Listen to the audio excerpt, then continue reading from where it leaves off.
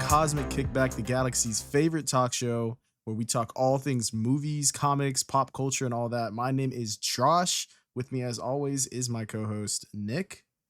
What's up, guys? Oh, man, Nick, it is finally time. Dude, I can't believe it's finally time. I We're here to mean, talk about Superman. dude, I remember us reporting on this, like, I swear, like 3 years ago. It's crazy that it's already here and that we've seen the movie. We actually saw it early. In fact, shout out James Gunn for the personal invite. He personally handed me my tickets. He I just want to let everyone know that I shook his hand. he's a big fan of Cosmic Kickback, so we had Yeah, he's like, "Oh, this is my favorite podcast." so we had to pull Love you, up and show some love. But we're unbiased. You know, he didn't buy our review, so stay tuned for exactly. that. Actually, we're posting this a little late. I wanted to have this up maybe like more like Monday or Tuesday, but we're recording this Tuesday night because Nick was out partying, I think, the last 2 nights. Oh my god. Oh, you know what? I can't deny that, bro. Hey, but we're here I now. think And hey, do we have any news before we get into the movie, or what do you got, Nick? yeah, we got some the Emmy nominations are coming up. And Mm, so I was going to have a little list of like the most nominated shows and the and it's like only like 10 shows, but okay. before that, actually, because I'm looking for the list and I can't find it. Oh But my god. this is another piece of news that's come up. So All right. just recently, apparently, you're going to be able to purchase your tickets for Christopher Nolan's The Odyssey about a year in advance. What? Wait, I haven't heard this. Yeah, so pretty much the IMAX tickets for The Odyssey are going to go on sale July 17th, pretty much an entire year before the movie opens. And the tickets will only be available at movie theaters with an IMAX 70 millimeter screen, which is What? Nolan's preferred format, and just for select showtimes. Wait, so this is, as of recording this, 2 days from now they're going on sale? Yeah, Wait, hang on. We might have to lock in a year in advance, ask people if they're free a year from now, bro. yeah, I don't know why they're doing it.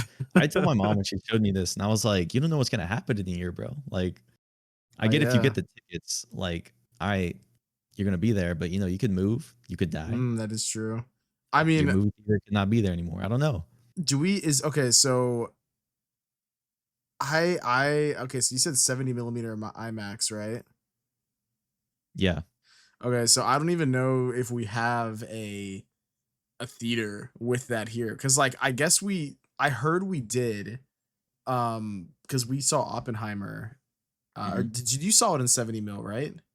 Yes, I did. Okay, yeah. Oh yeah, and you didn't get the little film strip though. Oh, don't bring that up, dude. Hang on, I still got mine right You pissed here. me off. It's right next to me, actually, as we speak. Oh my god, I'll buy it for you, bro.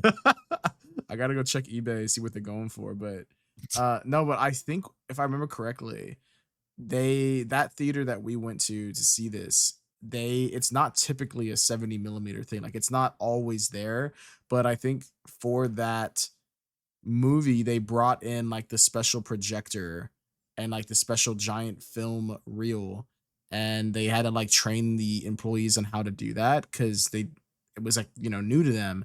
And actually for me, when I saw Oppenheimer, it was delayed a bit, and then they came in and they said, hey guys, like, sorry it's taking a while. They're like, we're having issues with the projector. Like they hadn't figured out how to use it yet.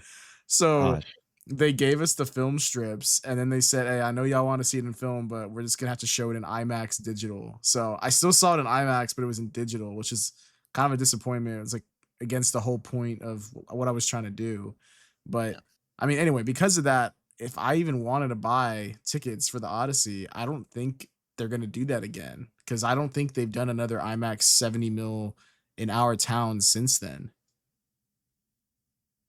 I wanted to say Sinners, but I honestly think the closest showtime that I saw, because I actually did want to go see it in 70 mil, I because did Ryan too. Coogler was really into film like that. But the closest theater I think was in Dallas, Yeah, or maybe Austin. I looked as well, and it was in Dallas. And I remember our friend Elijah, who lives there, actually said that he saw Sinners in 70 mil. And I was Oh just, god that damn shit had me so jealous, because I was like, bro, like, you it. don't even watch movies, bro. Like, I mean, like, yeah, he does, like, Almost like obviously. he did it just to flex. I mean, like half the time I'm like, "Oh, bro, do you want to go to the movies and see this?" And he's like, "Nah." And then like finally, like a movie that's peak comes out, and he's like, "Hey, bro, guess what?" Like, oh my god, bro. Um, but I mean, I honestly like I did consider like going on a trip to just to do that because I was like, "Oh, that'd be cool." But at the same time, I was like, I don't know, it's kind of like late notice. But since you talk about the Odyssey, I mean, technically a year in advance gives you plenty of time to like plan like, all right, I'm seeing this movie in Dallas, so if you wanted to take a little 5 hour 6 hour road trip, however far it is for us, hey, there you go, Nick. I mean, dude, we can make a whole trip out of it. Hey, will you be purchasing? Dude, of course. I feel Mm, like these tickets are gonna get eaten up pretty quick because it's just yo, it can't be just IMAX 70 mil. I mean, it This must post be this post that I'm looking at is saying that um so they're just for select showtimes, like I said, and tickets for other formats and screenings are likely to go on sale much, much closer to the film's release date. But specifically, sorry, I almost made it sound like it was fucking scarcity. But if you wanted the 70 mil screening tickets, those are gonna go very fast. for sure. Okay, so it's But not just that format, it's just theaters that provide that format. yeah, they're selling them like a year early for 70 millimeter Interesting. IMAX. But I mean, obviously, they're gonna show them every other format. Okay, well, honestly, I might look into this because like I mean, I'm gonna see the movie. I already know that. But hey, that's news to me. That's kind of cool. I think it's a little crazy. I don't think every movie could do this, but I think for like big movies, big name directors, I guess that makes sense a whole year in advance. But I doubt we'll We've see got this. Aura. I, if you have He has Aura, Aura from a year away, bro. you gotta be able to Aura to do this. But nah, that's kind of cool, I guess. Yeah, I wonder whose idea that was. Like, was Chris Nolan just like sell them now? He Let these people needs wait. money now. He's just like, come on, just put him up. I need the money. Yeah, he's like, fuck, I need. We actually got to get a giant Cyclops. Yeah, let's sell the tickets now. Oh my god. Gosh. All right, the next piece of news. This is going to be a really short one, but Okay. the Emmys are coming up for 2025. You know, I think they happen, I believe, later in the year. Tight. But we have a bunch of nominations for actors. I'm not going to go over the actors, but I am going to go over the most animated shows. So the first one with 14 animations, we're going to go from least to most, is Andor with 14 nominations. Okay. I still haven't seen it. I do need to watch it. I hear it's peak, and I love Diego Luna. Oh god. The Last of Us season 2 with 16 nominations. I have Wow. not seen that as well. I heard a lot of people hating on it, but I watched it and I low key I didn't think it was bad. As definitely not as bad as everyone was saying. But I didn't think it was as good as the first season. But Mhm. I guess critics disagree. So with 23 nominations, the next one is The White Lotus. I haven't seen the newest season, but I have seen the past two. Oh yeah, I want to see I that's been on my list, that show.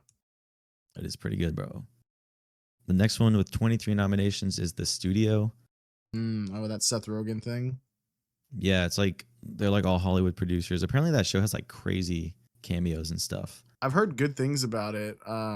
But again, dude, there's so much stuff to watch, man. Like I feel like I don't got the time.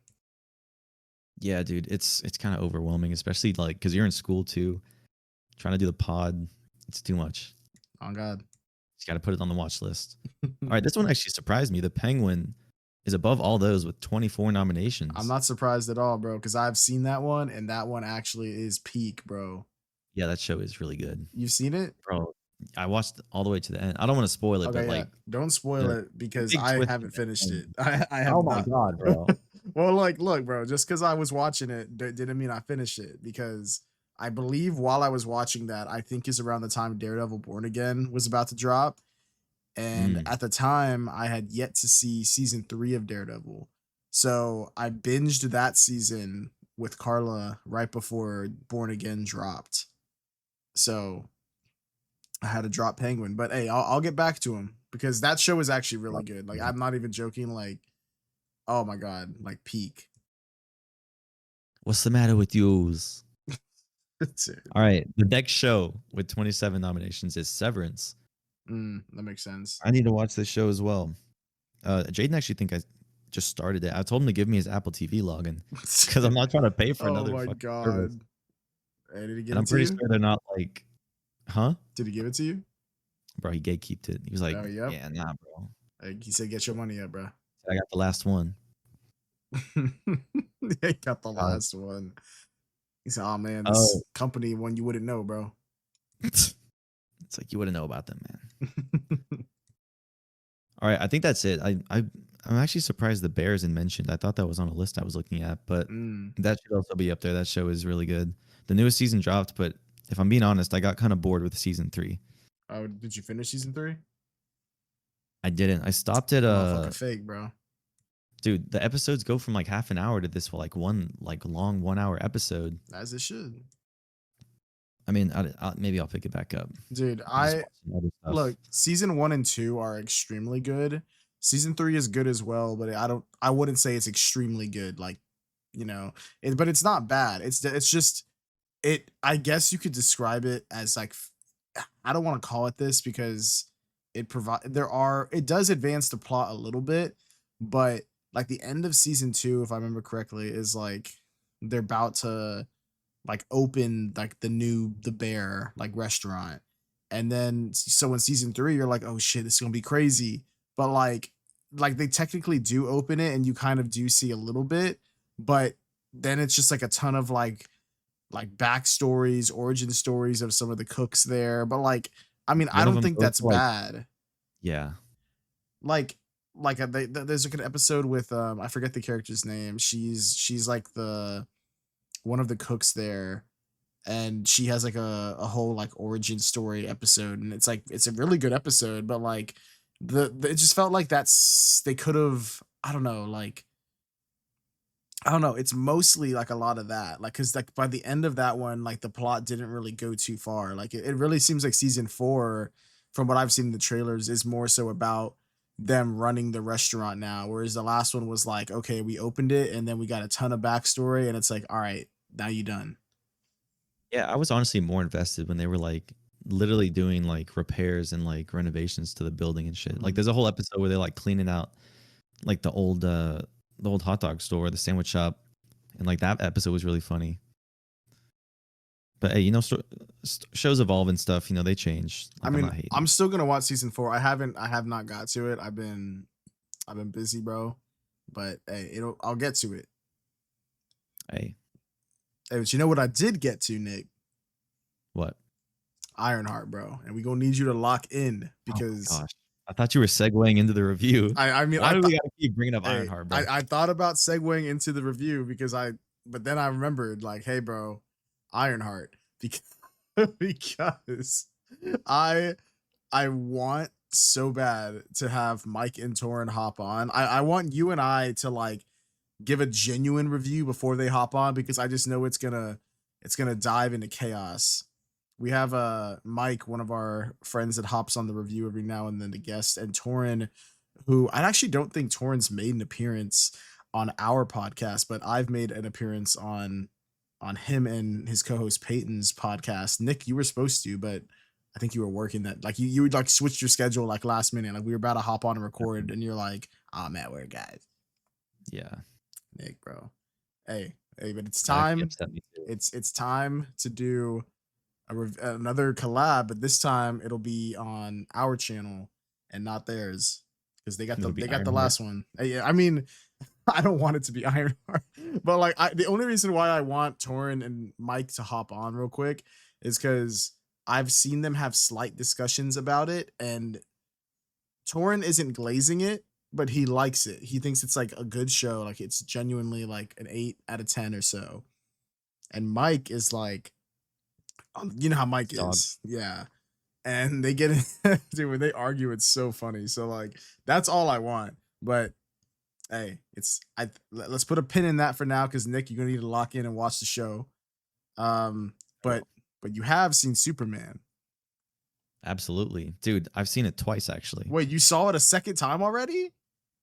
I saw it Friday. Oh my god, bro! I I'm didn't being even know honest. that. If I'm being honest, we can segue into the review. By the way, we're gonna have timestamps for the news, of course, but we're also gonna have a non-spoiler section. So if you haven't Yeah. seen it, and you are still kind of on the fence, we'll give like 5 to 10 minutes. Okay. So I saw it twice because we, like you said, we saw this early. Hmm. It was a Tuesday. If you had Amazon Prime, Amazon, I guess, put you in a queue. I didn't buy the tickets, but you were able to get early access pretty much to a screening in IMAX. So Hmm. that's what we did. We saw it Tuesday night, and it was really good. You know, I was really hyped coming out of the theater. You know, I feel like if you leave this movie, you're gonna be full of hope. It's gonna be like a decent summer movie, and I also feel like the score is just really good. Like it's a Hmm. Superman movie. They use some of John Williams' score, but it's also kind of modernized. Like you've seen in the teaser, they had like an electric guitar version of it. I thought that was really good. But Hmm. yeah, man, I really love this movie.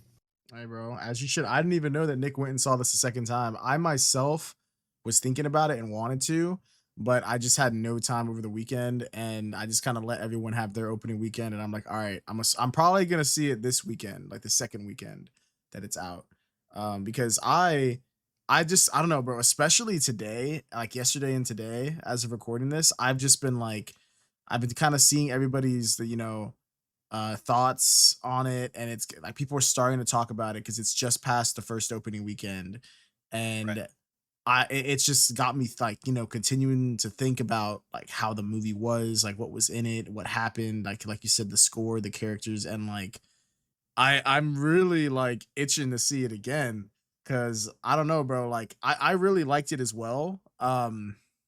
I will say like I wasn't like blown away like, "Oh my god, 10 out of 10, like this is like a perfect movie." But that's not to say it's not a good movie. Like I definitely like I mean, and who knows, maybe my score could go up a little bit. Like I don't know cuz I don't know. I've been having that itch, bro. Where I want some more like Superman in me. Dude, I agree. I feel like I think out of the theater I gave this like a 4 out of 5. Mhm. I'll get into the, I guess, with spoilers, like Yeah, the yeah, yeah. few gripes I have, but it's like nothing so much to where it's like it takes away from the rest of the movie. Like David Cornsweet is really good as Superman in this. Mhm.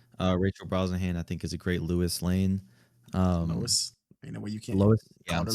sorry, This dude, bro. Los, Low. bro. The chemistry between them is really good, Oh and then yeah. Nicholas Hoult, I think, gives like the generational run of like a hater. Bro's like a just an absolute menace in this movie. He does really good. And you know, I feel like for James Gunn having to direct this, because I know we talked about this last episode, he wasn't sure if he was going to direct this. I think that nobody else honestly could have directed it because I Yeah. just think that James Gunn, out of everybody, has had like a pretty strong run of comic book movies that have all been Mhm. pretty successful. You know, he did the Guardians trilogy. He's done Super, which I haven't seen, but I know Oh a lot of yeah. people find that movie to be like a classic to them. Of course, he did the Suicide Squad, which is another movie I really like. Mhm. And hey, you know, there's a couple reoccurring actors maybe that show up in Mm. this movie. Oh god. Um, but yeah, Like besides that, I thought the story was really strong. I went to go see it again, Josh, actually, because I feel like the opening night when I first saw it, like the story is a lot. You know, you kind of are thrown into the middle of like mhm. the conflict. I'm not saying that it's hard to follow. I think a kid could watch this and still be like, oh yeah, like this is a fun action movie. But Mhm. there is a lot going on plot wise, and so like the first time I saw it, you know, you're just amazed by the movie. I went the second time to kind of just already know what's going on and like really enjoy the scenes with the music or the cinematography or just like things I didn't see in the background, Mhm. like a news article or something like that. But yeah, that's why I went to go see it again. Honestly, to kind of just get ready for the review. I mean, I wanna see it again still. Like, I actually pre-ordered the steelbook that's coming out for Already? this. Oh, yeah, bro. I think the I think the steelbook went live, like, the day the movie officially released, like, last Friday or something, and I snagged it up, bro, and I don't know. I think the art could be a little better, but I heard there's rumors that there's gonna be like a second design or a third design. I don't know if they're exclusive to other countries or not, but if they aren't, then I don't know. I might switch it up, but I don't know, bro. I really like enjoyed the movie and I really want to rewatch it.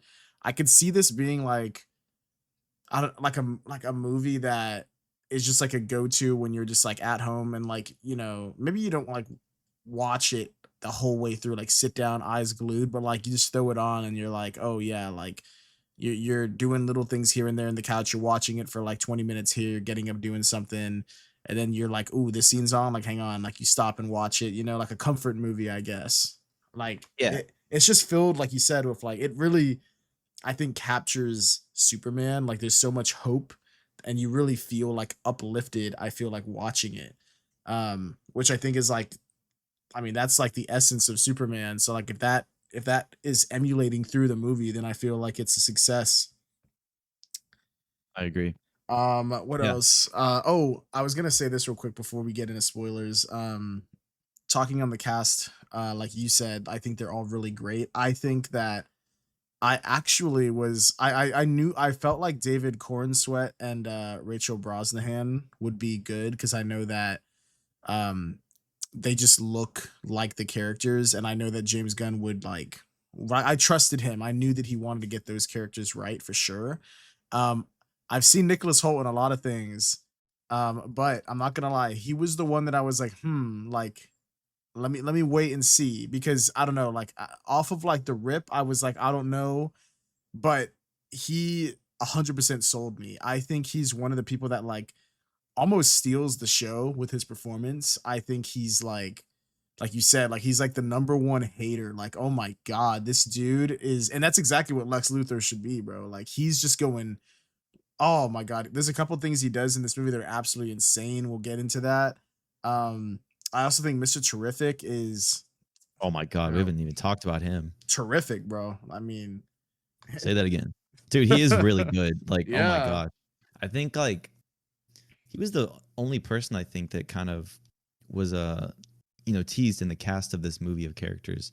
And I was like, who is he? Like you had to explain to Mm. me like his Oh powers. yeah. So he doesn't have any powers. He's just like his whole Smart. thing. Yeah, he's smart. He created his like T spears and all that.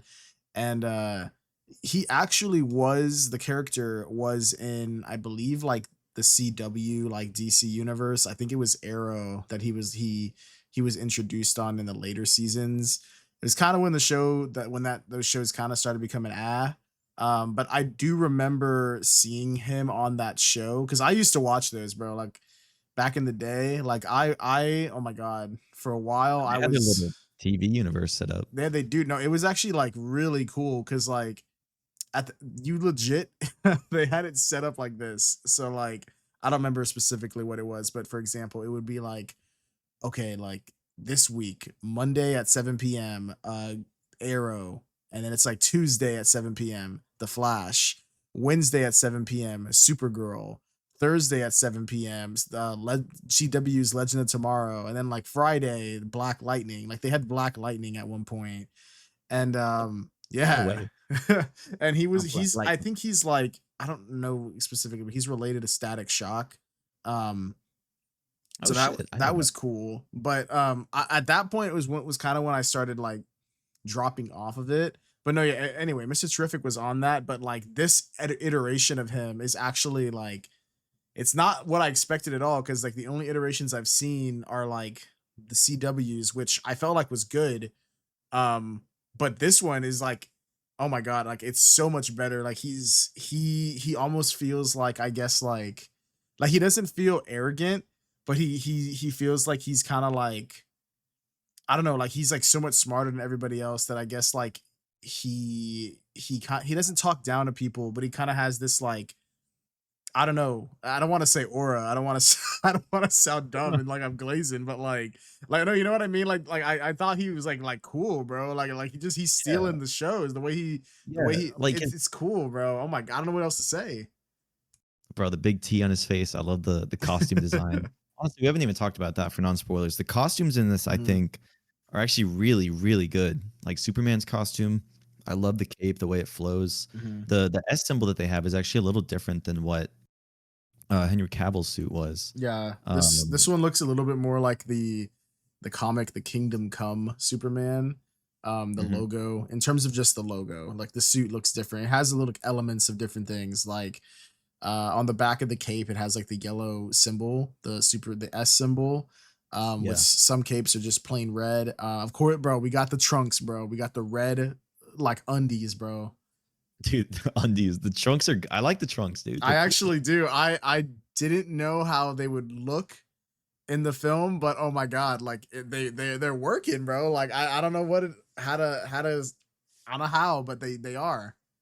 I feel like now, like obviously I like Henry Cavill in his suit, but I feel like it just looks weird now if you just don't have like the trunks on, because then it's like you pretty much just have like a jock strap on your suit that's like showing your dick. Like it looks weird to me now. Like the Bro, oh my OG god. costume is cool. I like how you could tell like Superman obviously like put this together, but Hmm. obviously he's been Superman for a while in this story. Oh yeah, Um, yeah. So that's which something is really really cool about cool. this. We can say specifically how long and all that in spoilers if because people don't want to know anything. But what else can we say? Is there anything else we can say that's not really spoiling before we get into it? Um, no, not really. Honestly, stay for the after credit scenes. Yeah. They're Um they're not super. They're enjoyable. I'll say that. they're They're yeah, they're really fun. I will say this, and I actually like this. This isn't really a spoiler, but if you want to know absolutely nothing, like I guess just like skip this after you've seen the movie. But like I'm talking about I'm not telling you what the post credit scenes are, but I'm just giving you like an idea of what to like you know what I mean? So yeah. but they're not like a setup for the next movie. You know, they're more like comedic, I guess you could say, or like one of them is and the other one is more like I guess joyful. Yeah. Um but I actually kind of like that because like I like that the movie itself from start to finish includes everything, which at the end we in the main movie we might get a little like couple teases to what's coming next, and it's like in the actual film. Like the scene that I'm thinking of right now at the end of the film that kind of teases what's to come. Um it could have very well been like a post-credit scene if you re-edited this, but I actually like that it's in the film. It kind of makes everything kind of like feel like one cohesive story. Like I think post-credit scenes are cool, don't get me wrong. Like I've loved them ever since like Iron Man 1 and like you know how they've become. It's like such a hype moment, but I think that I didn't need a hype moment for this movie, you know? And I feel like it all I don't know, I just think it worked for me like in hindsight now. Yeah, I agree. I feel like this movie, I know we were talking about, we'll get into this in the spoilers, I guess, because we'll talk about everything. But yeah, I like how the last post two credit scenes are kind of just fun. It's not like, all right, well now get ready for the Clayface movie or whatever. Like I'm kind of tired of post credit scenes setting up stuff, because with the MCU, I feel like some stuff has come to fruition, some stuff is just like bullshit. Uh, so I like how the little teasers to the future of the DCU are in the actual movie. You can honestly not even Yeah. watch the post credit scenes and be Yeah, good. yeah, And you I feel could. like it makes the story stand on its own. And it Yeah, I also just agree. makes the world feel like, actual, I guess, like really lived in. Like it's very populated by like metahumans. There's so many characters. Mhm. Like for the first movie, I guess officially in the DCU, because we have Peacemaker. There's also Creature Commandos, but different mediums. They're television shows, but yeah, I like how James Gunn did that, because it could have been totally different, like teasing something, like at Yeah, the end of Iron Man 1, but it didn't. And I think that was a smart choice. I agree. I think, yeah, final thoughts before we get into the spoiler section. If you're on the fence about seeing it, I would say like don't miss out on this film in theaters. Like this is one of the ones where I think I've heard this movie is I've seen it getting talked about in a lot in the general public, not just like in the comic book movie Twitter, comic book online movie side of the internet. I'm seeing like the general public talk about it, and it seems like it's having pretty good word of mouth where people are saying like, "Oh, like did you see it? Like, oh, you should see it." Like so I would say like go ahead and go and see this. I think even if you have never seen a comic book movie before, this is like the perfect thing to see because it's the start of a new universe, like the new DCU. It's like the perfect like jumping off point. You don't need to know anything about Superman or the DC universe at all. I feel like the movie does a good job um kind of guiding you through it and like letting you know like what's happening. But that I mean to say more, it would be one of my potential gripes with the movie, so I'll save that for spoilers. But overall, if you're someone that knows absolutely nothing, go and see it. It's not a big action packed like movie. There's action, but there's also heart and there's a good story in there, and I think this is 100% the hopeful Superman that I think the everyone will love. I agree. And there's Mr. Terrific. Oh god. Yeah, the whole supporting Especially cast is great. Oh my god, like everyone's really good in yeah, this. dude, Jimmy Olsen in this is really good Dude, oh too. my god, yeah. Nathan Fillion is as God, what's his name, bro? Guy, Don't he's tell me. Green Guy, Lantern, yeah, Guy Guy Gardner. Gardner, the Green Lantern. Oh, and we God. got Isabella Marcet is in this. Hot Oh yeah. girl. I Yeah, saw she is a hot. I saw Hey, you ain't kidding, bro. This dude Nick was like drooling in his seat, bro. I looked over when she popped up and this dude's mouth was open. Oh, she has the actual helmet on. She does. She does. Oh man. Okay. Anyway, I think we've said enough.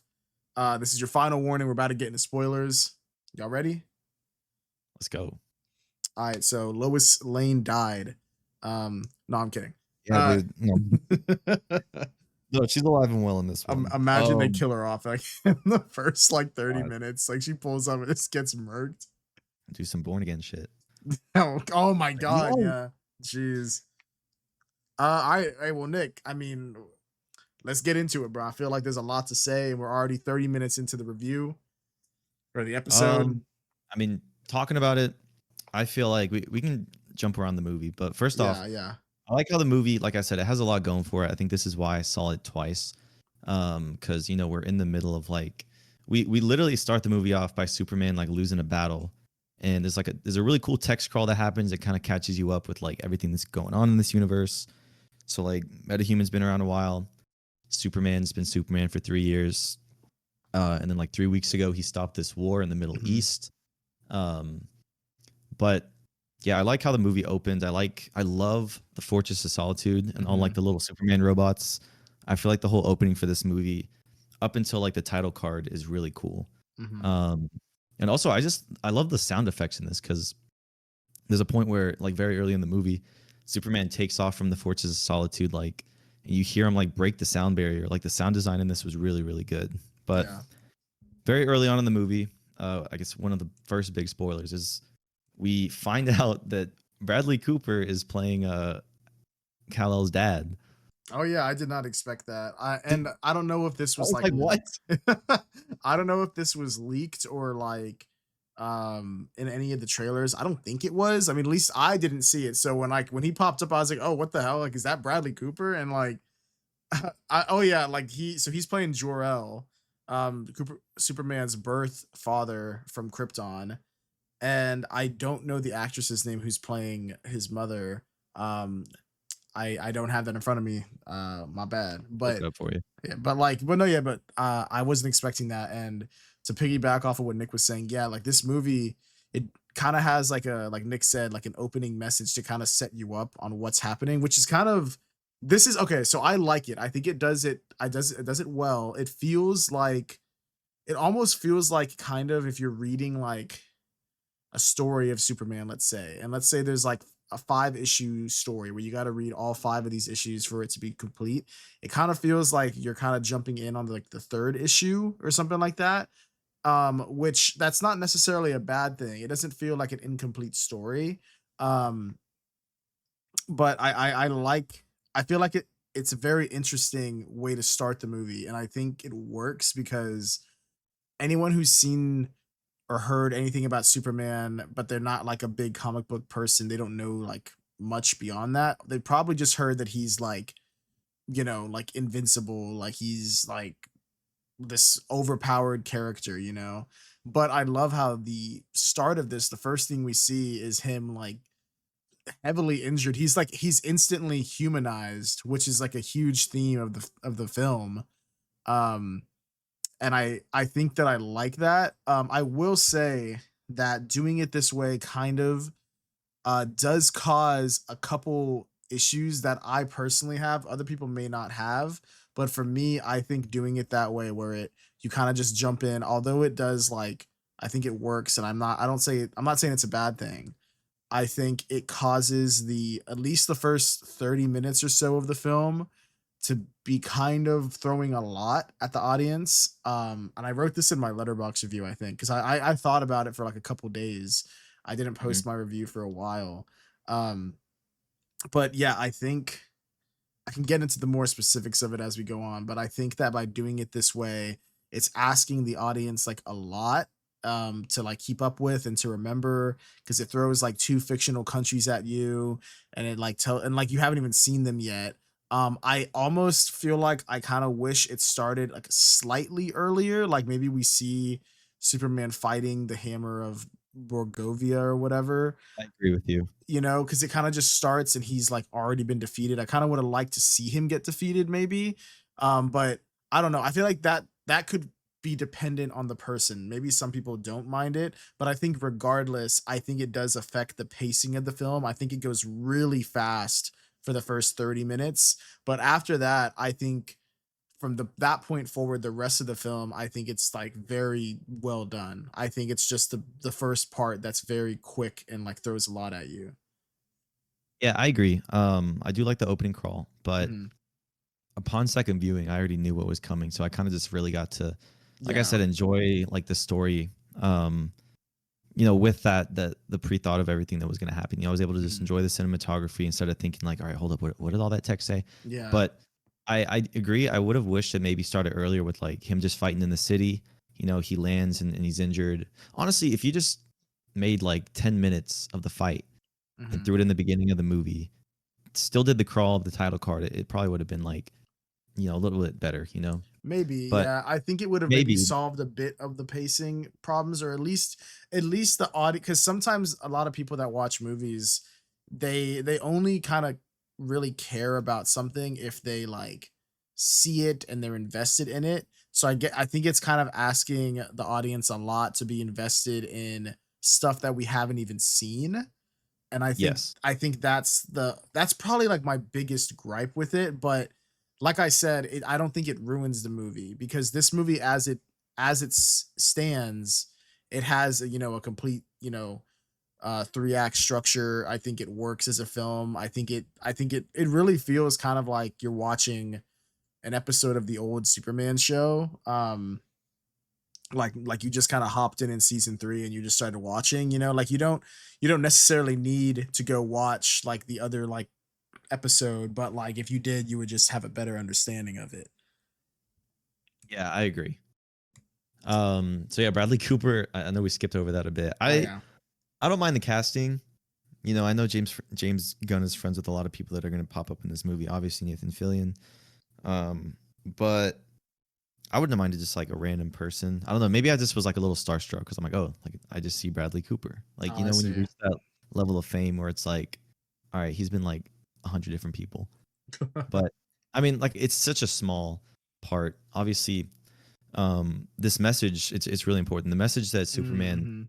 landed with is from his parents, and half of it was damaged. And we find out later on that Lex Luthor pretty much wants to bait Superman out of the Fortress of Solitude to kind of see if there's something he can use against him, and he ends up using the message against him. That ends up being a really big plot point. But Mm-hmm. um, Superman also gets beat up a lot in this movie. Like He he flies back does. after healing up to like I think 80%, and then the Hammer of Bravia just beats the shit out of him.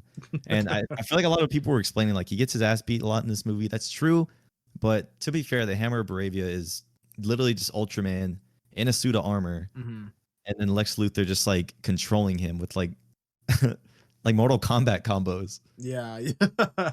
Like the dude, I like how they set him up because it's obviously like you know they're very still early on in the Superman's career. Lex Luthor's still like you know he's a billionaire, but he's super young.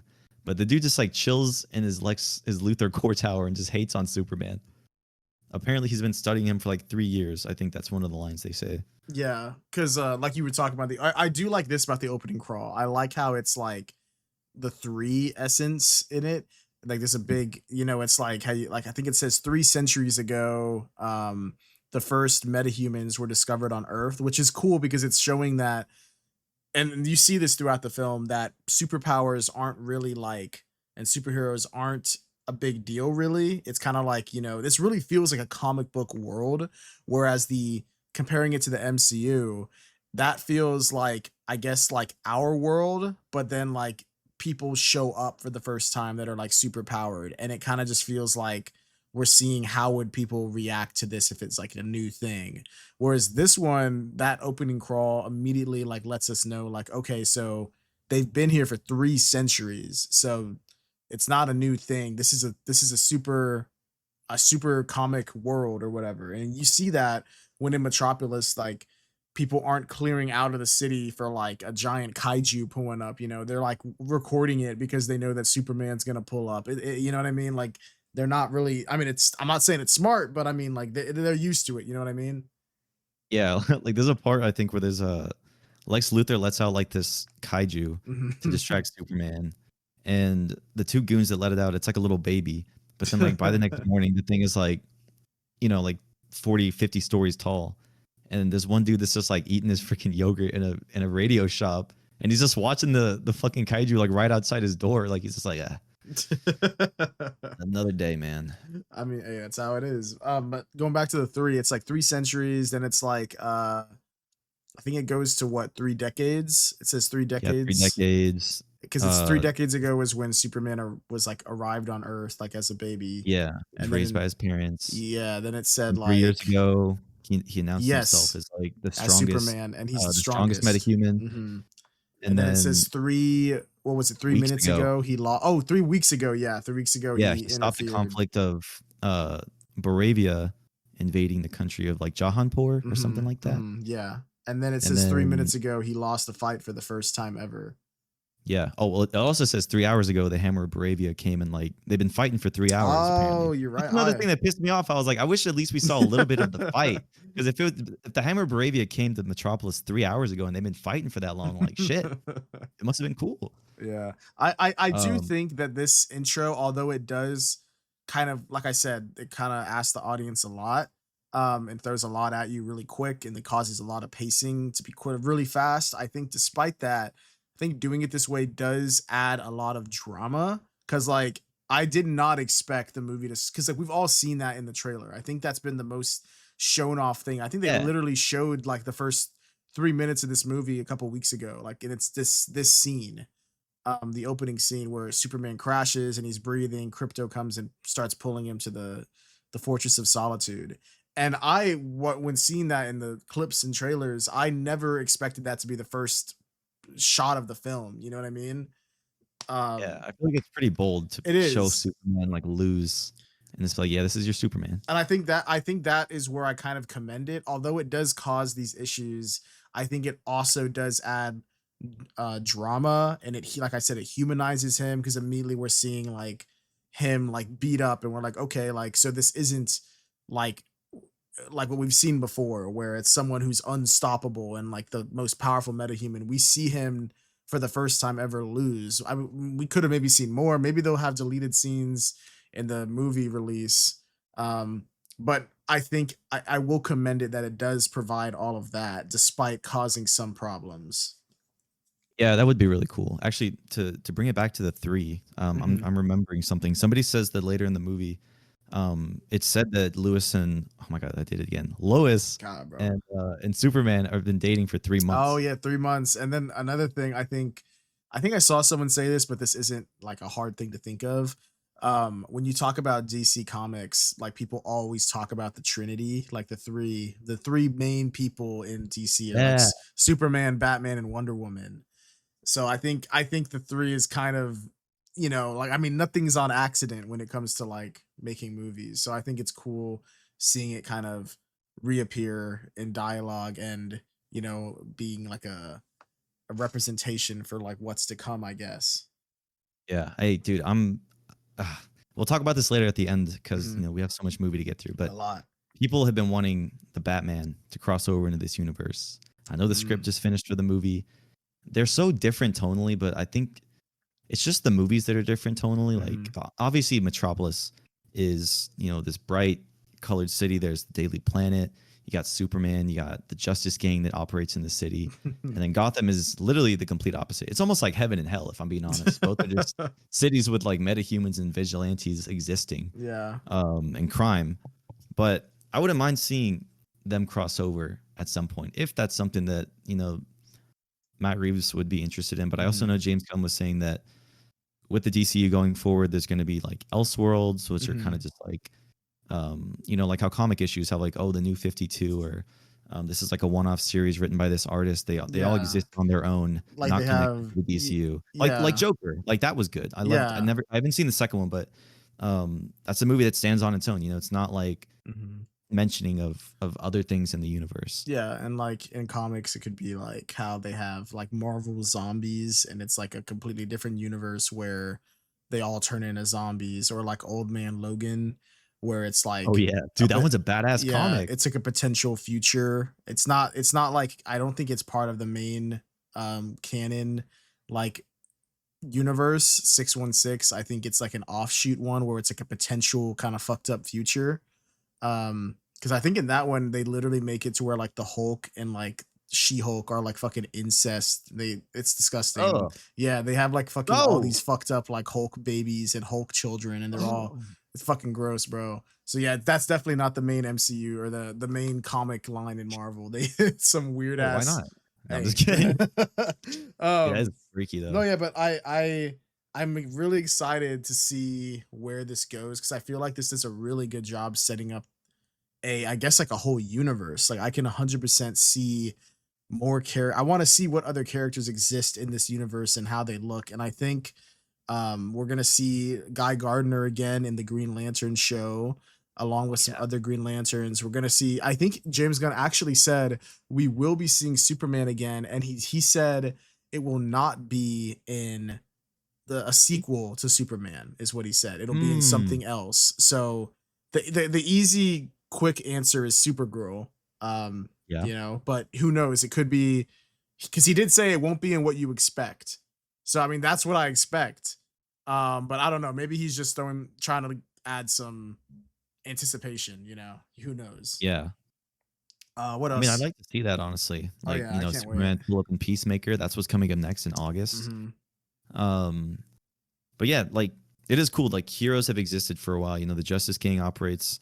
It consists of Hawk Girl, Mr. Terrific, who I think steals the show out of all of them, Hmm. and then Guy Gardner, who I think out of all of them, I'd say Hawk Girl is kind of the least developed I in the agree. movie. Like I would Mr. have liked to Terrific, see more of her. yeah, me too, honestly. But I feel like I've been seeing people online complain about like, oh, this character didn't have enough screen time, or this person was like just a cameo for a cameo. But I disagree. I feel like this world actually feels lived in. Like it starts off with already Hmm. saying heroes have existed for a while. So I feel like the characters on the side that, you know, exist in this movie, metahuman or not, like Hot Girl or what's your name, Cat Grant, like Hmm. the Hmm. reporter from the Daily Planet. I feel like they're all just are there to make the world kind of feel lived in. I Yeah. expected the most screen time by Superman, Lex, Lois Lane, and then I thought maybe Metamorpho, and he is in the movie actually when Mhm, his character appears for quite a bit, honestly, after the movie. mhm. But yeah, I feel like all the characters in this are really good. And Superman, like I said, he just steals the show.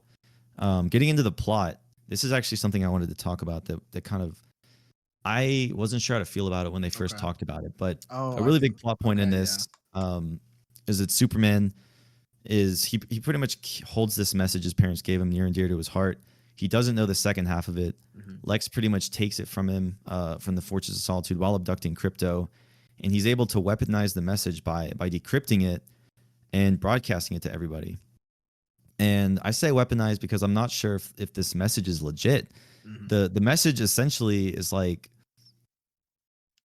it's his parents telling him like, "Oh, we love you. We're gonna miss you." Like it gives us hope though that you're gonna go to Earth. And he pretty much is told to reign over Earth as like the last son of Krypton. People are confused. He needs to like make them obey and like bend the knee to him. Like it's kind of like a reverse. Well, I guess it is kind of like Invincible, like a Goku kind of like story. But I just wasn't sure if this message was real because I mean, obviously Superman feels like shit. Like he's like, damn, my parents sent me here to like kill people. This whole time I've been doing good. It's a really big plot point. He feels really bad about it, but I wasn't sure if this message was real or not because I know Lex Luthor has insane technology. He has like face cams. He's able to identify a civilian that like helps Superman during a battle. Mhm. Um, but Mr. Terrific, who clearly is the smartest person in the entire movie, is like, yeah, the message is legit. Like, I'm sorry, bro. Mhm. So, I mean, I don't know. What do you feel about it, Josh? Do you think that James Gunn kind of like rewrote this version of Superman to have parents that were kind of like malicious, or is Mhm. this kind of just like Lex Luthor messing the message up to be like, yeah, Superman's a bitch? So okay, this I've seen a lot of people talking about this online. This, I guess, is the most, I guess, divisive thing that was done because it does change one part of the origin. But in my opinion, I I don't really care. I don't think it's that big of a deal. I think like if that is what happened, I think that like in my honest opinion, Jor-El and Superman's mother, I don't know what her name is. Um Laura or something like that. Laurel, I don't know. Laura. I don't think they're not significant characters. Like obviously, like yeah, they're his real parents, but like they're dead, you know. And Yeah. I highly doubt James Gunn is gonna do something where he's like, oh, actually they're alive. Look, like I don't. He's not the Dun, kind dun, of dun. person to. Yeah. Yeah, he's not gonna do that. So like, I don't really think it matters that much. I think this movie. Uh, I don't know, like, cause like for my in my opinion, I think it kind of it's Superman is supposed to be this person where it's like he's supposed to his whole thing is that he's an alien, you know, he's from another planet, but he's like more human than like a lot of humans are. And Yeah. so like that comes from like his adoptive parents, you know, like growing up in like a small town in Kansas. So like that's like the whole thing.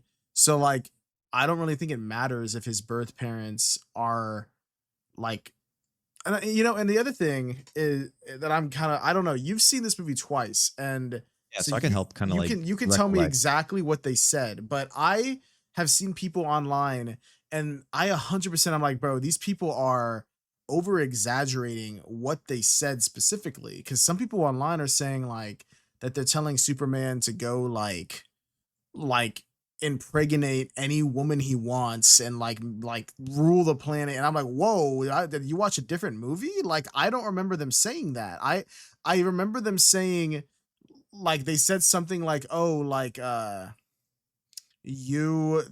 on this planet, like you'll be like stronger than like everyone else there, like so you can like rule over them and like you know like that's what I remember them saying, but I don't remember them saying like all this other crazy shit. Did they say that? So they said something about like a harem, and Okay. to anyone who doesn't know what that is, pretty much it's it's the separate part of like a Muslim household that's reserved for wives, like concubines or just I guess like female servants. But and also in the message, I think, or no, I think someone said, or Lex Luthor said it on the talk show. He was like, "Oh, like all the saving Superman's been doing, like he's just been like grooming you guys to like Oh get yeah. accustomed to him and like him." But there is mention of like a harem. I don't know if it's like specifically like because this is in the Muslim culture, you know. Hmm.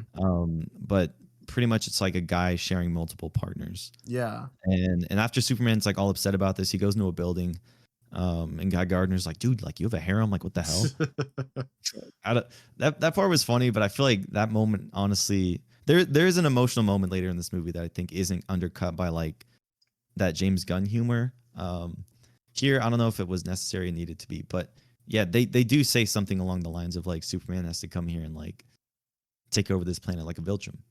Well, see, but that's the thing. Like, I think people immediately are assuming that they're going because a lot of people have seen Invincible and they're jumping to the Viltrumite thing and they're thinking that it's gonna be like, oh, he's supposed to like everyone there is gonna be slaves. Like, I don't get that same vibe from this. You know what I mean? Like, I think James Gunn wrote it in a way to where it's not like the Kryptons were like conquerors and like this crazy empire. I think that it's more so like you know like maybe it's more so of a place of like I guess ego because maybe his parents are like you know royalty on Krypton, so maybe they were kind of like, oh, like we're sorry, like, but like our planet's dying. We wanted to save you. You're gonna go to a place where you can be a king still, you know, and Yeah. like I don't Jeez. think I don't think it necessarily means like they wanted Superman to like destroy the world and be this like, you know, evil figure. I think at most the worst thing that could have happened is he's like Black Adam, where Black Adam is like an anti-hero where he's like, oh, he was a villain, he's more of like an anti-hero now. But like I think that's like the worst that could have happened is he's just gonna be like using his power more for like his own selfish needs and like you know like that's what would have happened I think if he would have had the whole message maybe but then again we don't know that because the point of it isn't that that was like what they said. The point of it is that he was raised like that might have been what his true parents intended, but he became something else because his parents let him like he was raised by someone else and I think that's like the whole point of the thing. So I don't know. Me personally, I didn't think it was that big of a deal. I don't think like if anything, it makes it more interesting because like I don't mind retcons when they provide, you know, more interest than the original source material did. And in my opinion, having two sets of parents that are like perfect is like I don't know, it's just boring. You know what I mean? Like it's more interesting if for like a point in the movie, like or a point in his life, he thought like, oh, my birth parents sent me here to protect me and to say like, be a protector of the planet. And my my adoptive parents raised me to be a good person, so I want to do it anyway. That it's more interesting to like have you think that everything is perfect in your life, and then to find out that like, oh, your birth parents, like actually like were saying like, oh, well, also if you want, you can like rule over these people because you'll be stronger than them.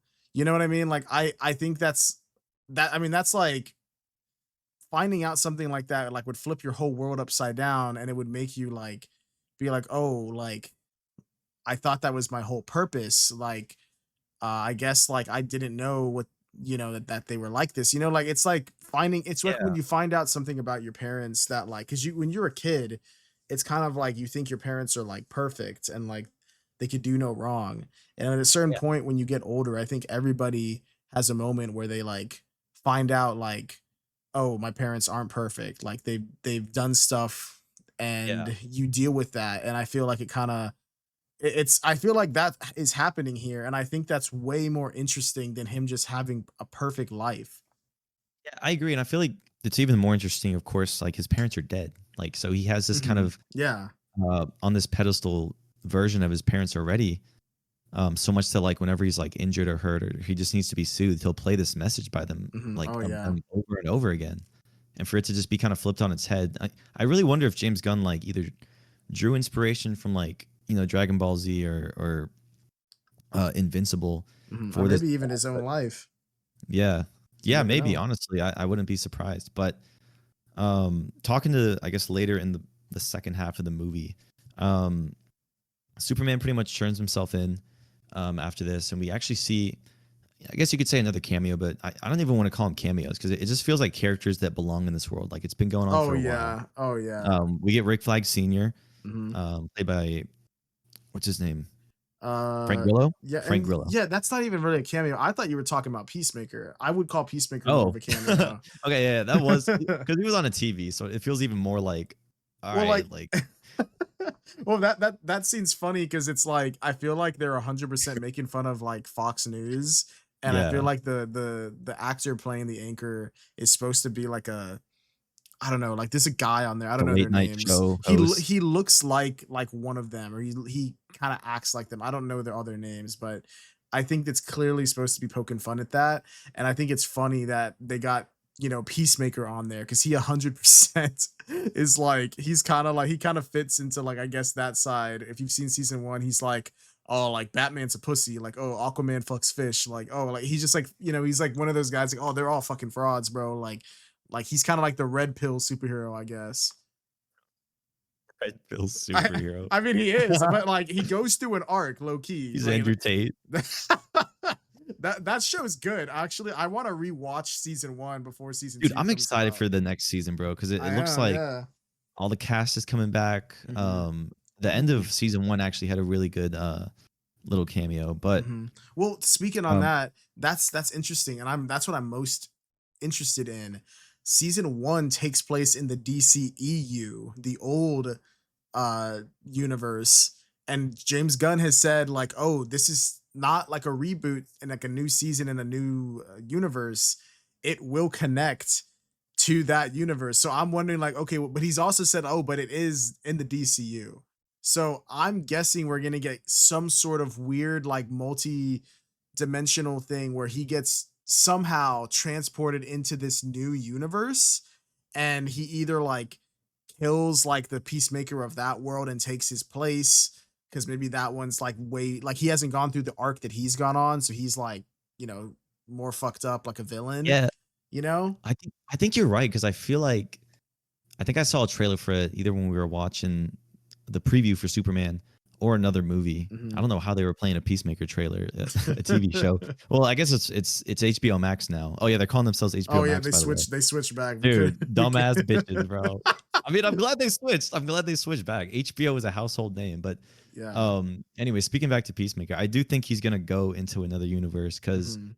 I remember seeing the trailer for the newest season that comes out in August next month, and you see like a Peacemaker that's like it doesn't seem like the John that we know. Like he's kind of an Mm. asshole. He's like killing people, and it's not that Peacemaker doesn't still do that, but he did go through an arc in Yeah. season one, so it's kind of like is this really Peacemaker or is it like somebody else? I don't know. I wouldn't care if they don't do that, but if they do, it would be kind of funny seeing him like coming into this universe. Yeah, yeah, see, that would be kind of funny because he's the kind of character where, like I said, like he could blurt out a conspiracy theory, like an Alex Jones type dude, and people are like, "Bro, shut up, bro, you're insane." Um, Yeah. and it would be so funny if he comes to this universe and then there's just like this joke, and it like everyone thinks he's just crazy.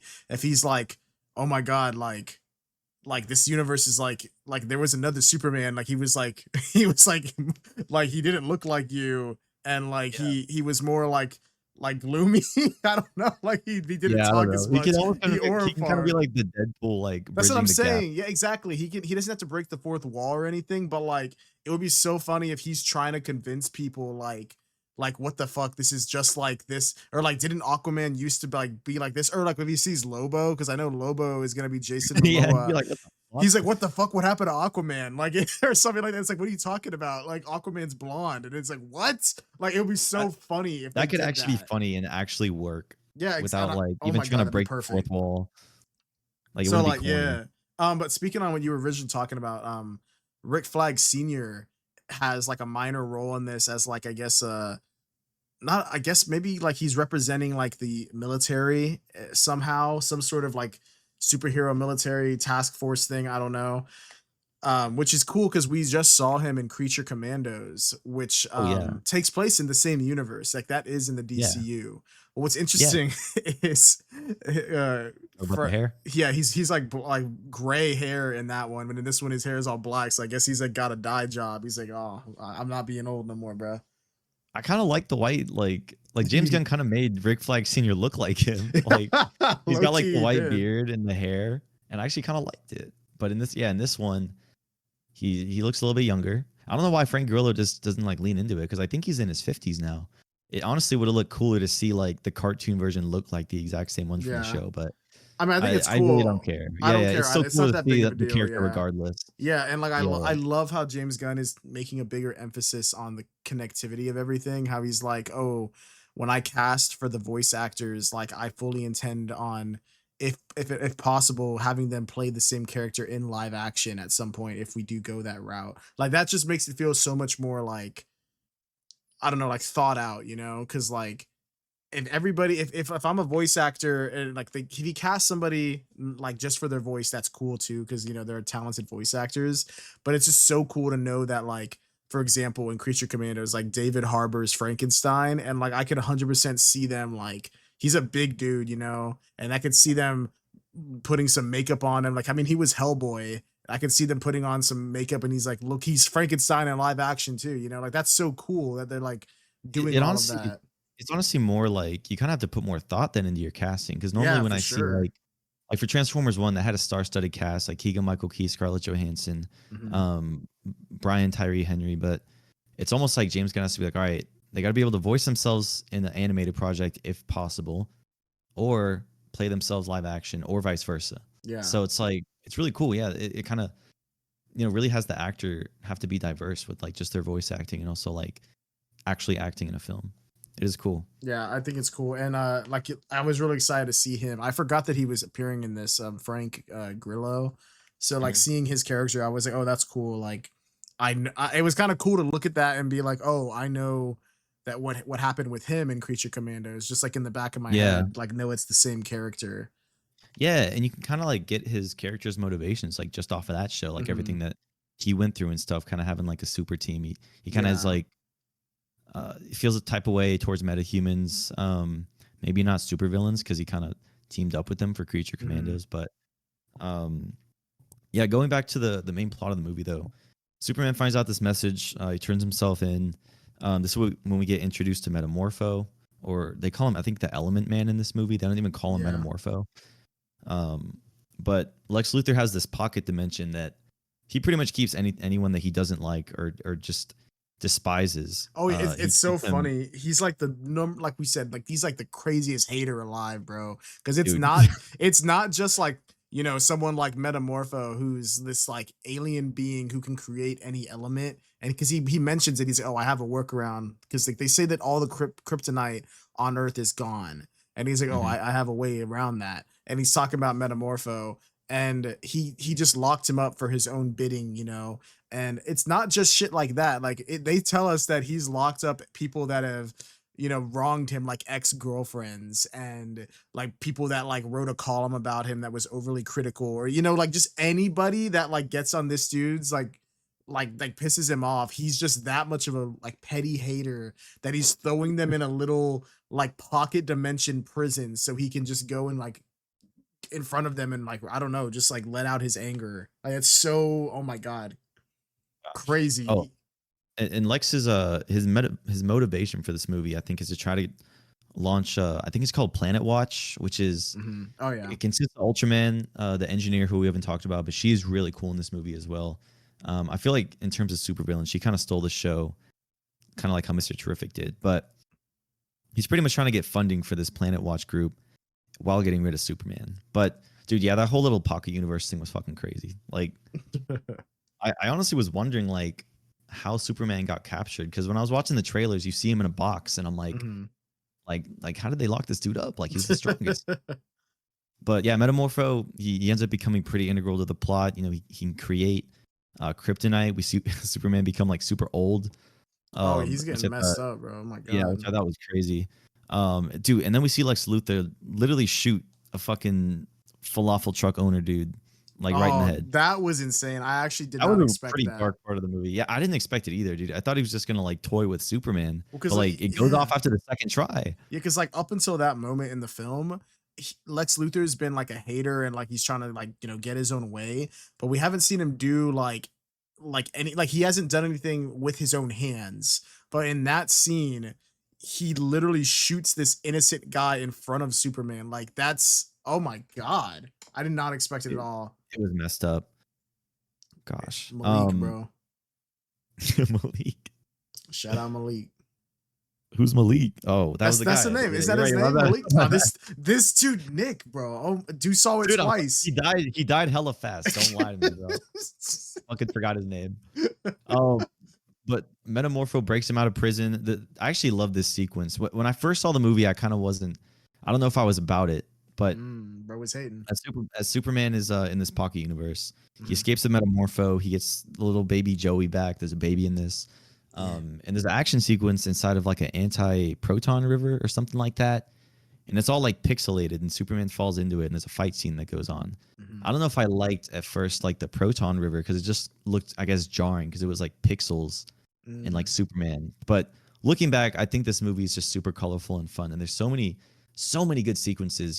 There's fight scenes with Mr. Terrific on the beach, which I think was super sweet. And this is actually one of the first scenes we get that's like accompanied by music. Um, I believe the song is called like 5 Years Time or something like that. Mm. Let me look up the band. Well, while you look that up, Yeah, one five thing. years. Okay, yeah, cool. I think that the what I really liked, that stood out to me from the get go, is not just in the action scenes, but like all throughout the movie, but especially in the action scenes. Uh, James Gunn, I don't know if it was him or the cinematographer or both of them like talking about what they wanted to do, but they like move the camera so much in this, which like, oh my God, I love that. I get so tired of films when it's just straight static. And I think that can really help with pacing as well and keeping the audience like glued to the screen.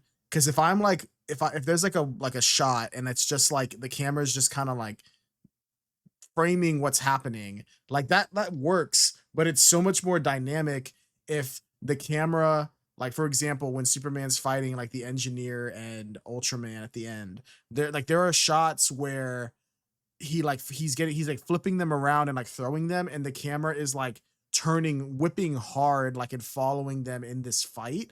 And it looks so good and it like keeps me engaged and like I know that that takes much more work than just like holding people in a frame, and like I really like that.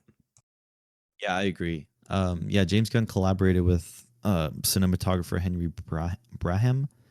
Hope I said that Mhm. right. You're But good. he did the past Guardians movies with Gunn. He's done the Suicide Squad. Yes, sir. I think he also did the Christmas special.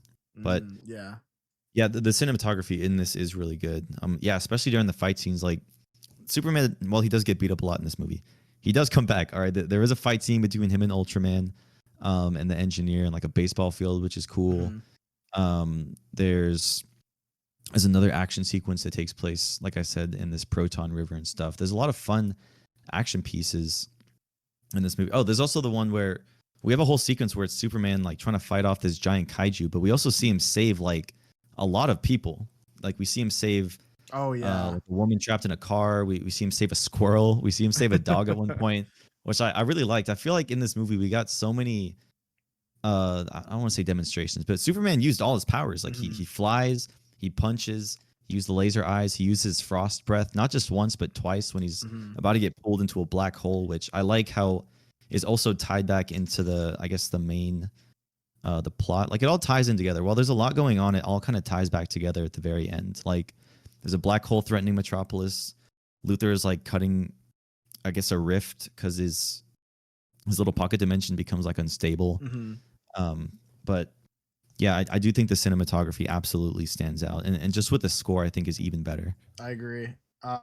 Another aspect of this movie, and like normally, like this is like I guess like you can argue this could be 50-50, but um this reminds me of the in this sense the Batman from like Matt Reeves, in the sense that that movie is almost entirely like Batman. Like you get a tiny bit of Bruce Wayne, and in the same sense in this one we get some Clark Kent, but he's mostly Superman for the entire film. And I don't really dislike that. I felt the same way about the Batman. I know people talked about that, but I was kind of like, I don't really care. Like I think the parts of Bruce Wayne we got, I enjoyed. And it makes sense within like the arc that that character goes on. And I think in this one, it's just like James Gunn wanted to make a full blown like Superman film where it's like from the get go, you know, Superman's the main character. Like he turns himself in, like you said, he's having to deal with like, you know, the public's opinion of him from interfering in like a potential like war, you know, hashtag super shit. And That part was funny. yeah, and I think that the Clark Kent we do get, however, in like there's like one scene in the beginning, and then I think you can argue that it's Clark Kent, I guess, later when he's at his parents' house, but that's kind of No, like he's Superman. he's His like dad a calls him Superman. well, No, well, he's like a combination of them because his parents know he's Superman, yeah, and the Clark that he puts on at the Daily Planet is kind of like this. He's, you know, he's like acting differently. He's not as sure of himself. He's not as like confident. He's kind of putting on an act, and yeah, he's like late for work, stumbling yeah, around, and he's getting wearing called a like loser. yeah, he's wearing like a suit that's too big on him. His hair's styled differently. He's bumping into people like, and I think that's all really good. And I really like I like how it's revealed that him and Lois in the beginning, it seems like Lois kind of like is like picking at him, like, oh, like you always get interviews with Superman. And I was like, oh, does she not know? Like, I was thinking they're gonna go that route. And then I think it's cool that they like subvert it a bit and she already knows, and they're just kind of flirting at work, I guess, like that they like know and like no one else knows. Mhm. So I think I don't mind there not being that much Clark Kent, and I think the Clark that we do get is really good. I think that it's distinct and different enough from Superman, like when he's Superman, and then I think when we see him with Lois and his parents, where he's technically both like that. I guess is the only time I we guess it's see. Jal-El maybe, I don't know. I guess at that point, it's the only time we see like the true, real him because he's not being Superman because Superman in a way is performative as well. He's very like, oh, don't fear, like it's okay, like I'm here to save you, like and like he's being a good guy, and so they're both different kind of performances, but like they're not fake. Whereas that one where he everyone knows who he is in that stance, he's kind of like his true self. And Yeah, I he's not even think, himself. yeah, and I think all of those three different like times we see him, I think I can tell that David Cornsweet and James Gunn are doing things differently in those scenes to differentiate that part of him. And I think it's done really well. Yeah, I agree. I don't care that Clark Kent isn't in this as much. I do like how we have this whole sequence, and we come back to the Daily Planet a couple times, but yeah, we do get to see Clark Kent like for a little bit. We know he wears like hypno glasses, which I thought Oh was a really yeah. cool aspect that Yeah. James Gunn throws in, and they actually mention it in the movie. Um, it's funny how what's his name, Guy Gardner is like just giving this shit away, dude. Like Yeah, at one he's like a point, dumbass. yeah, Lois like comes to ask for the the Justice Gang's help because Superman's been abducted or he turned himself in, whatever. He's gone missing, and like they're just like, like nah. And Guy Gardner's like, oh, like you know he wears like glasses, right? Like you know his identity. And she's like, all right, well I do know about them. He's like, oh, well you know he's Clark Kent then. And she's like getting annoyed at him. She's like, why do you trust me so much? That part was really funny. But Yeah. yeah, I don't mind that we don't have a lot of Clark Kent in this. I feel like I guess similar to the Batman, that is a very much Hello? playing Damn. a couple times, like Oh when he goes god. to the funeral. Um, Nick, you're gonna have to mark down that timestamp. You just dipped for like a good 10 seconds, bro. dude, are you serious? Where Yeah. did I cut off at? I mean, like, I don't know, 10 seconds ago. I don't know. I mean, we're an hour, 18 minutes into this, so like near the end. Okay. Near the end, because I'm sure we'll be wrapping up soon. Um, Okay. because Um, we don't want to go on for too long. no, you're right. But All right, let me just jump back in. yeah, jump in, boy. Like I was saying, I don't mind that Clark Kent's not in this a lot. I feel like Superman really shines. I love the part that I think the part that really got to me for this movie is when Clark's like talking with his dad on the bench. Oh They have yeah, the score playing in the background, and his dad just tells him like, "Look, even though that message didn't say what you wanted it to say the second half, like I think what you wanted it to mean says more about what people feel like what it actually meant." And he's like, type. "Look, like what you do, it's what makes you who you are." He gives him a good speech. He tells him he's proud of him, and I feel like that's the heart of the movie right there. Yeah, it really is. I Um, agree with that. Such a good scene. One like this isn't my personal complaint, but I want to mention it. When we were walking out of the theater, we ran into some of Torin and Peyton's friends. Actually, I think they're mostly Torin. I don't think Peyton really be hanging with them like that. We ran we ran into them, and they were being way more critical of this shit than we are. Like they were low key kind of hating. I mean, I don't know. They weren't hating. One of them maybe more than the other. One gave it a 3.5 out of 5, and the other was giving it a 3. I mean, everyone's entitled to their opinion even if it's wrong, but the guy was saying, and I kind of saw where he was coming from, but I personally didn't think it was this big of a deal to drop it that hard. He was saying that he wishes that we saw more of like his birth parents, because we get that little scene in the middle where they have like a talk, and then it's kind of like right back into it. It's like the only point where the movie really slows down. And I guess, and there's like all a little parts here and there where I guess he gets a call from them earlier in the film. Oh yeah. And that's kind of funny. But I kind of understand where he's coming from. Like, I guess since that is the heart of the film and it's like the point, I guess it would have been nice to see a little bit more of that.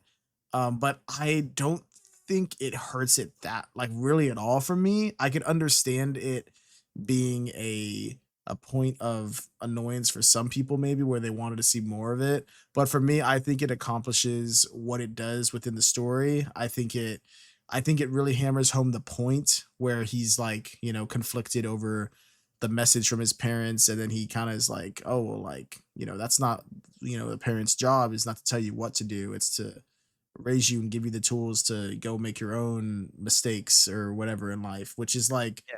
yeah, and I think it was done really well. I liked it. I do understand maybe wanting to see more of that of them and them interact together as like a family. Maybe if we got like another scene before that with like them meeting Lois more in a more formal setting. I don't know. Maybe that's a deleted scene. You don't know. Because like I'm Yeah. sure I'm sure that it makes sense that there would be more in that, but maybe for the sake of the runtime and the pacing, they had to get cut. So I think it works, but I do understand that complaint. But for me, that would not drop my score a full point. Like that's kind of nuts in my opinion. Yeah, I did want more of his time on the farm and stuff. Hmm. Maybe him meeting Lewis. Maybe that is the deleted scene because like I know there's a lot going on between Clark and Lois in this movie. Like they're gonna break up Oh yeah. at one point, and he tells her he loves her at some point. And there's also a really good scene where he sits down and like is interviewed by her because Lois is like roasting him for being able to like interview himself, and she's like, "How's that even fair? Like you're writing all these articles about Superman. Like you're just bullshitting." Yeah, that Um, was fun. I mean, I would do the same thing. I ain't gonna lie. yeah, he's like. I'd be glazing myself, At one bro. point, he's like, "I give you a longer interview than I did with myself," and she's like, "Oh, you timing them now?" Oh yeah, dude, I But want to watch this movie again, bro. It was so yeah, good. God, Like, I love the. Oh my gosh, that whole interview is so funny because I think Superman's like, she's asking him a question, and he's like, "Yeah, stay off social media. Like, Superman doesn't have time for selfies." And she's like, "Oh, like you're referring yourself in the third person." And then she's like, I think she's like, "Well, if you haven't seen online, like people are like claiming you like super shit," and he gets oh like so yeah, and triggered. he He's like, has "You know seen that that one one. pisses me off." God, I just the Superman just feels more like He feels like a real what's the person. word? Charismatic. Yeah, he like he gets upset. Hmm.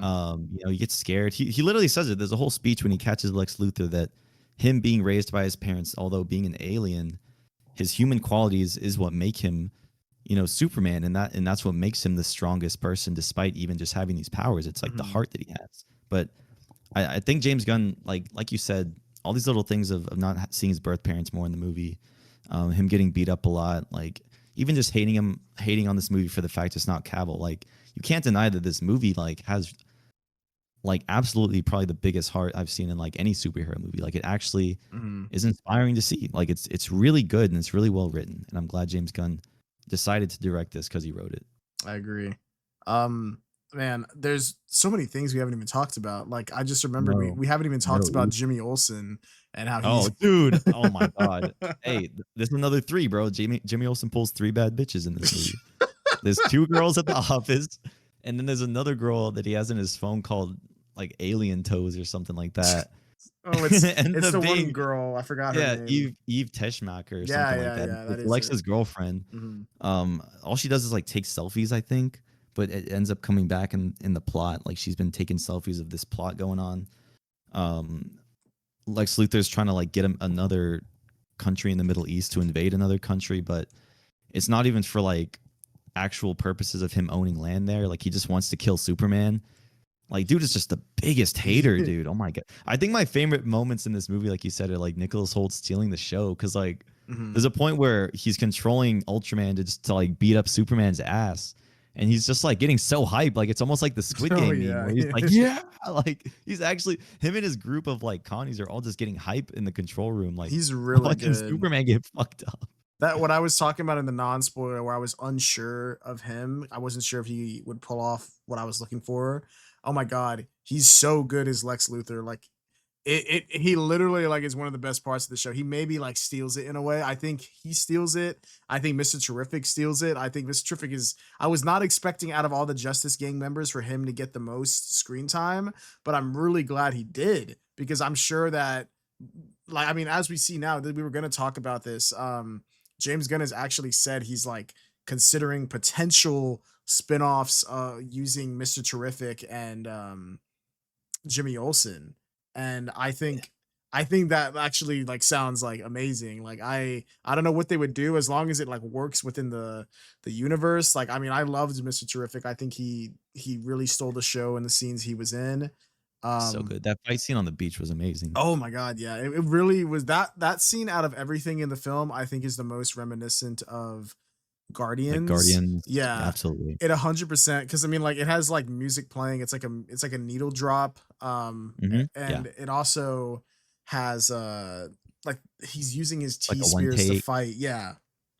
And the Yeah. T spears, like the way it's filmed and everything's getting in the whole fight, it reminded me a lot of like Yondu having an action scene with his arrow kind of flying around. Yeah, yeah, yeah, dude, it did. Mhm. Yeah, dude, Mr. Terrific was cool because like his character is really nonchalant, but also like I don't mean to use that word like that, but he really does have like a poker face. I mean, Mhm. maybe it's the mask, but his character also has a lot of like funny lines in this, like oh you brought that dog, or like when he's trying to shut down the black hole or the the freaking pocket universe thing, he's like I can't do this, like low key do be Mm. stressing, like he's charismatic, but he's also like really nonchalant. Like his character was just the perfect balance of that. Yeah, and I think it would be funny if we do get a Jimmy Olsen show because a lot of people like don't really know Jimmy Olsen. Jimmy Olsen in the comics, he's had his own comic line before, and they're Yes. kind of it's kind of like he just gets into these crazy ass situations where like I saw With someone pitch chicks, not just chicks. That's what's funny. I love how they made him like he just somehow is pulling despite just being like a regular guy. Like that's oh my god, I love that. That's taken straight from the one of the more recent iterations of him where he's what is it? It's called like Man of Tomorrow, which a lot of the inspiration for this film came from. Um, but anyway, I think he there's literal comics where Jimmy Olsen like gets in crazy situations to where he gets turned into like a turtle man and he gets turned into all this shit. It's so weird. And like someone saw pitched this on Twitter and I low-key am like so down for this idea. Someone said, "Oh, for the Jimmy Olsen show, just get James Gunn, just go hire JG Quintel and have him make regular show, but with Jimmy Olsen getting in crazy ass situations." And I was like, oh shit, like low key, that's exactly what Jimmy Olsen is. Like he just finds himself in these like crazy scenarios where he's like trying to pull girls or he's trying to like get some like some intel for the paper and like he you know what I mean like Mordecai and Rigby and regular show are trying to just do the randomest things and it just somehow spirals like that would be such a funny little show to have. hey, it might surpass the I Am Groot series because that's the best thing he's ever written. God, I don't know how I feel about the Jimmy Olsen series. Maybe now that you've talked it up, it does sound pretty Yep, good, hey, but there I you feel go, like I'd bro. want There you Mr. go. Terrific over Jimmy Olsen. I think I would too overall, but I wouldn't mind like a cute little show, especially if it's like, especially if they put like Be a actual thought cartoon. into it. No, I don't want no cartoon. I want this in Oh, live action, bro. you want Skylar Gilisando? Who's that?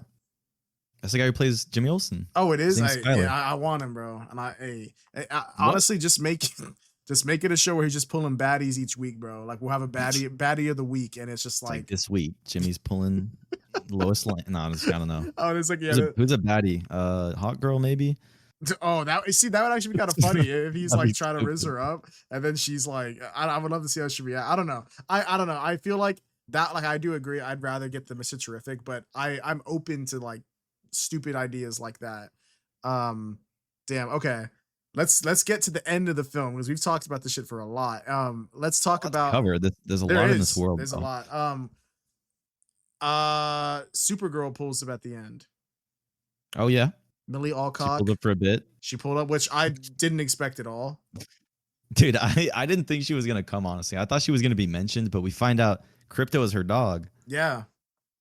which actually makes sense. And he references it. He says he's dog sitting, which I thought was just Yeah, like I didn't take it literally. I took it as like a like he's like, oh, I'm caring for a puppy or something. well it's a dog from Krypton, so I just assumed that he meant like it was his parents' dog maybe. But then I was like, well, wouldn't he just say it's his? I don't know. I didn't think about it too much. So when she pulled up, I was like, oh, Yeah, that makes sense. yeah, it's a throwaway line, and I feel like this Yeah. is an instance where it's because the next movie after this, besides Peacemaker, is I mean that's a show. Mhm. Supergirl's coming out Yeah, next that's the year. next movie. Yeah, Which is Supergirl. badass, and she shows up in Superman at the very end, and it's kind of like I'm excited to see this because a lot of people were like, oh, she just shows up as like a drunk chick, but if you've read like Supergirl comic or no, like Mhm. her kind of going to party on other planets and stuff because she's like super depressed. Like she actually has a Yeah. crazy like origin story or like the story that they're gonna set up for her. So I feel like it's kind of in character for her. It's Oh funny how she yeah. like calls him a bitch at the end, but I feel like her going out to party and stuff, it's gonna tie in with like her story that James Gunn's gonna tell for her. And I It hope ma that Crypto pulls up in her movie too. Yeah, it makes sense for sure because she, like you said, her origin, I'll just breeze through it real quick. Okay. Is she was also she was older than Kal-El on Krypton. So I'm interested to see what her thoughts are cuz like she if you know what I mean, like Kal-El didn't get the message all the way through until in this film, and we see him be like, "Oh my god, my parents were like this was their intention." But she was way older than him. She was like a teenager at least, you know? So she's like lived a good chunk of her life to where she could form her own coherent thoughts. So like I'm interested to see like if she references that at all, like, you know, did she know what they wanted, you know, like or what people on Krypton wanted of them? Is she against it? Like what happened, you know, because she actually couldn't remember Krypton, whereas he can't. And a big part of like the her thing is the reason why she was older than him is because when they both got sent off at the same time and she was supposed to watch over him on Earth and protect him while he's a baby. But somehow like when it was going through space, I think in some cases she gets hit by a meteor which hits her off course, but no matter what she usually gets sucked into some sort of like time warp thing where she gets sent through like, I mean, you know how space is. They talk about an interstellar where like time passes, you know. So she goes through something, and for her, not much time has passed. Like at most, like a couple months to a year, and then she finally lands on Earth. But for Clark, like 30 years or however many years have passed, where he's like a full grown man now, and she's still like a teenager to like really young adult. So now he's older than her. Her cousin's older, where and before she was the one older than him. So it's a really interesting dynamic.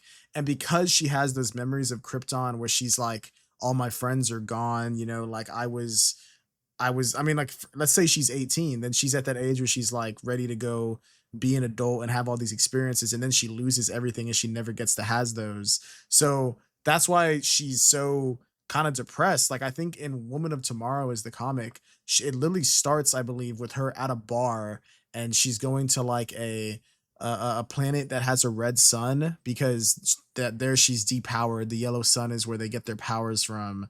So she can actually get drunk there. So I'm really interested to see this actual version of the character because no shade to the CW Supergirl. I've seen some of the seasons and like it was fun, but she was very much a different version. Like they didn't have any of this, um, I guess like substance that the Supergirl actually has, where she's like she has like depression and she's like conflicted with all this stuff and like what's going how to deal with it and accepting her new life. She doesn't have any of that.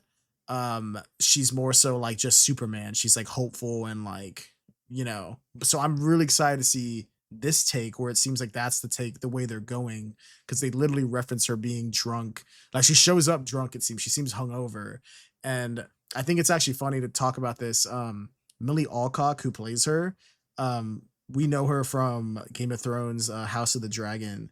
I think you probably saw this, and we might have talked about it. But when that show was like winning a Golden Globe or something, she was on stage. This is like like a Oh year yeah, she ago. was like She was drunk, bro. fucked up. Yeah, she was she was drunk on stage, and she didn't do anything stupid. Like she didn't like I don't No, think she she was just talked. laughing. She was just Yeah. laughing, but you could tell she was drunk, and she was just like looking like all giggly and like she was like, you know.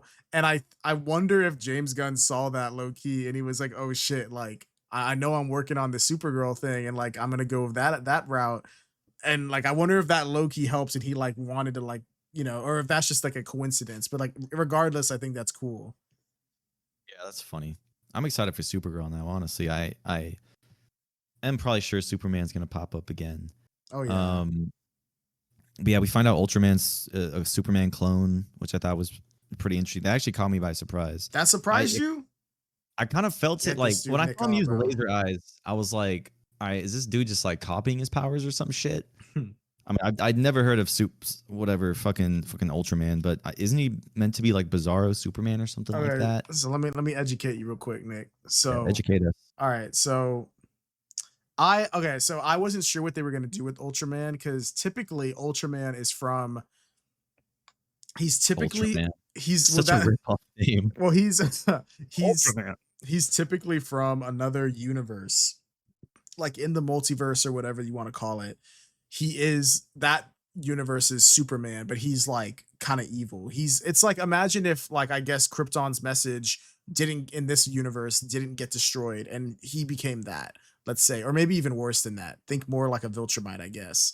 Or like maybe less than that. But like, he's evil Superman. That's all he is, Ultraman. But this one is kind of like a bit more like Bizarro. It's like a mix of the two because Bizarro is I believe he's a clone of Superman, but he's kind of like dumb. He's like strong, but he's kind of like dumb and like everything's kind of backwards. He looks like a this weird like he doesn't even look exactly like him. He just looks kind of messed up. His skin is like discolored. His hair isn't as perfect. He's not a perfect being like Superman, I guess, if you want to say that. And it's kind of funny in his costume they always have the S is like backwards, like he's Bizarro.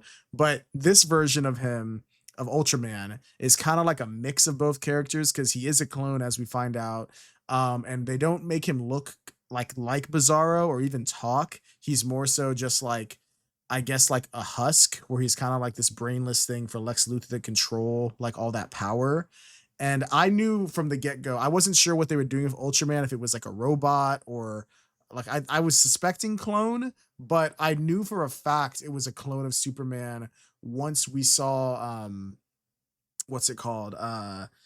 Him just straight up walk into the Fortress of Solitude because I knew that you could only get in through DNA. And like when that happens, they don't really explain it. He just walks in. So I knew like, oh, okay, they're purposely leaving that ambiguous. So like the average person won't know. But like I knew once that happened, I was like, oh, it's a clone then. Like that's what he is. So I wasn't really surprised.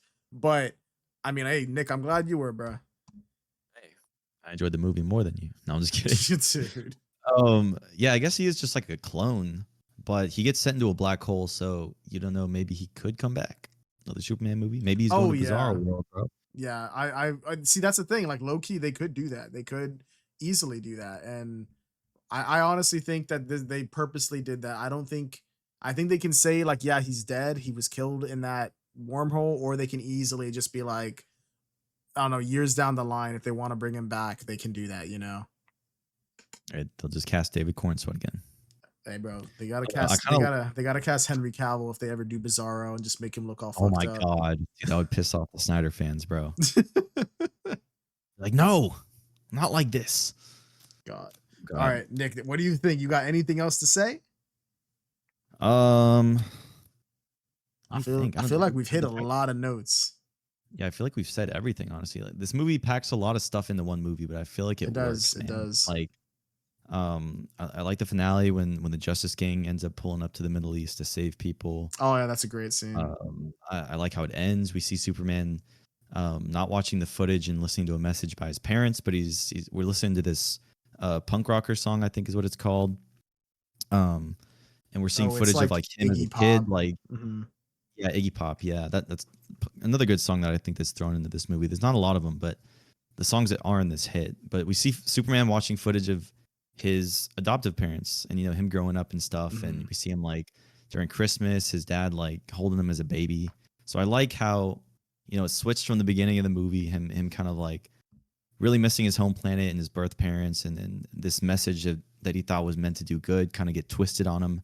And then he kind of finds out like, oh, maybe me being human is what's made me strong all along, not me being a hero. So I feel like it really brings the theme back, and it just all ties in together really good, man. I love this movie. I agree. Let's Nick, give us your rating. You've seen this movie twice, so let us know Honestly, what is this for you after seeing it two times. I feel like on a good day, it's like a 4.5 out of 5. Yeah. But like, I think when I first came out the theater, I gave it a strong 4 out of 5. I think that's where it's Hmm. sitting at Letterbox as well. But Hmm. really enjoyable movie, full of hope, great action sequences. I especially love the one in the baseball park, and Oh yeah. I guess Superman getting his ass beat in the beginning. I wanted to see more of the Barovia shit. Honestly, I feel like what I just maybe wanted more from this movie was maybe a bit more Clark Kent, but this is mainly a Superman movie. Hmm. Maybe a little bit of context that we get in the opening crawl. Um, but I feel like besides that, like the characters shine out. David Cornsweet is amazing. Like this movie's just, it's not like a perfect 5 out of 5, but it is really, really good. Okay. Really strong starter. I love it. So what's your final rating? Are you 4 or 4.5? Claim it, Nick. I'll give it a 4.5 right now. It's really good. I'm Nick, thinking about it now. Now that we're talking about it, bro, bro, been Mr. glazing. Terrific, Mr. Yeah, Miss Terrific. Terrific is I don't want good. to sound like a glazer because I was anticipating this heavily. It makes sense that I glaze. It's like it's not. It's obviously not like on the level of Sinners, but it's a great movie. Like No, it's yeah, I really feel good. you. I mean, all Like right. it's not. For me, I I really want to see it again. You know, I've been like I said at the beginning, I've been kind of itching to like watch it again and see because I really did feel like, you know, on a rewatch this might hit better because like I said, that first 30 minutes, it really throws a lot at you. So maybe on a rewatch it might be better because I already have a better understanding of what's happening. So I might be able to, you know, like you said, notice more stuff, focus a bit more. Like I'm not like wondering, okay, what are they setting up? What's happening? Like I can kind of just now watch it easier, I guess. Because like I said, that was my biggest gripe with it.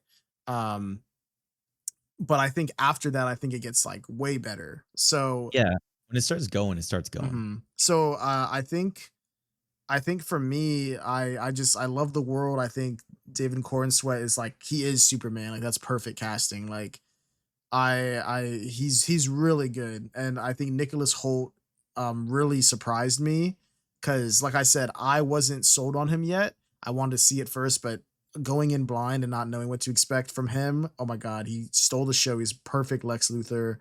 Um, I can't wait to see more stuff in this universe. It really honestly feels so exciting to be excited about like a superhero universe again and to see what's coming next.